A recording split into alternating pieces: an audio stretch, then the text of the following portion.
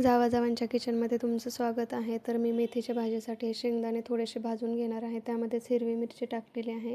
हे थोडंसं आपल्याला हलकंसं भाजायचं आहे, जास्त भाजायचं नाही आहे.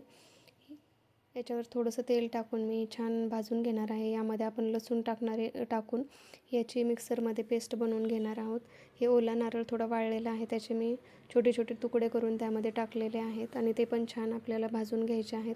आपण मेथीची भाजी नेहमीच करतो, पण या पद्धतीने तुम्ही बनवून पहा, नक्कीच खायला खूप छान लागेल. तुम्ही जर चॅनलवर नवीन असाल तर चॅनलला सबस्क्राईब करायला विसरू नका आणि व्हिडिओला लाईक पण करा. तर छान आता आपले शेंगदाणे भाजलेले आहेत. आता ही मी मेथी होती ते बारीक कट करून घेतलेली आहे आणि त्यातील काही मेथी मी या वाटणामध्ये टाकणार आहे. यामुळे भाजीला टेस्ट खरंच खूप छान येते. नक्की करून बघा.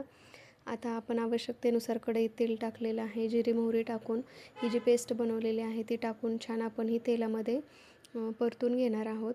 आपण ही मेथी थोडी काढली ना, त्यामुळे भाजीचा खमंगपणा खूप वाढणार आहे. मेथीची भाजी आपण कोणत्याही पद्धतीने केली तर ज्याला ती भाजी आवडते तो आवडीने खातोच. आता हे वाटण छान तळत आलेलं आहे.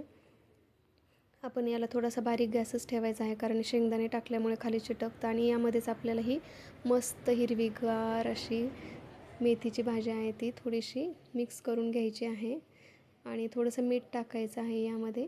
आणि हिंग तर प्रत्येक भाजीला आपण वापरतोच, यात पण टाकणार आहे. चवीनुसार हळद पण टाकायची यामध्ये. आणि मी गरम करून पाणी घेतलेलं आहे, त्यामुळे भाजीची टेस्ट पण छान लागते. अशी पण भाजी खायला खूप छान लागते. आपण या भाजीपासून पराठा पण बनवू शकतो.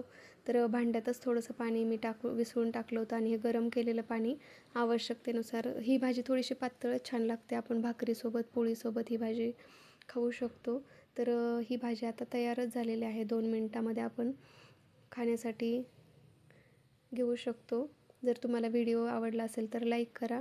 भेटूया नवीन रेसिपीसोबत पुढील व्हिडिओपर्यंत. तोपर्यंत मस्त भाजी बनवा, मस्त खा आणि व्हिडिओला लाईक करा.